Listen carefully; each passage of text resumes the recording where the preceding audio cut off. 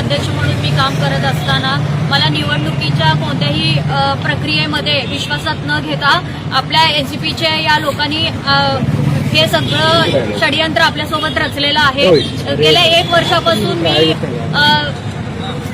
युवती अध्यक्षपद हे मला गेल्या 2 वर्षापासून भेटलेलं होतं। गेल्या वर्षी मला युवती अध्यक्षपदाचं पदभार मी घेतलेला होता। तर त्यानंतर मी फक्त अजितदादा यांच्यासाठी मी काम करत असताना खूप युवतींची मोठी संघटन निर्माण केलेली आहे आणि महिलांची एक फळी निर्माण केलेली आहे। सोलापूर शहरामध्ये जवळपास आतापर्यंत 1328 महिलांचं संघटन, महिला अजून युवतींचं संघटन आपण सोलापूर शहरात निर्माण केलेलं आहे।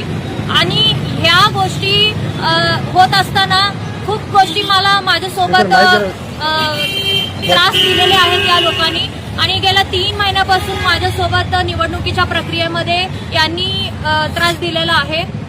आणि हे करत असताना मला नाही संधी भेटली युवतीला, तर तुम्ही माझ्या महिलांना तर संधी द्या म्हणून आपण एनसीपीच्या 5 महिला उमेदवारांचा अर्ज भरायला लावलेलं होतं। पण त्या ठिकाणी महिलांना पण एबी फॉर्म मिळाला नाही। लास्ट मोमेंटला आमच्या भाग्यश्री राठोड मॅडम, बालमणी कस्सा मॅडम आणि पूनम डायमा तसेच अजून 1-2 महिला होत्या, तर त्यांचे एबी फॉर्म कापलं गेलं आणि लास्ट मोमेंटला दुसऱ्या पक्षातून येणाऱ्या लोकांना त्यांनी संधी दिले।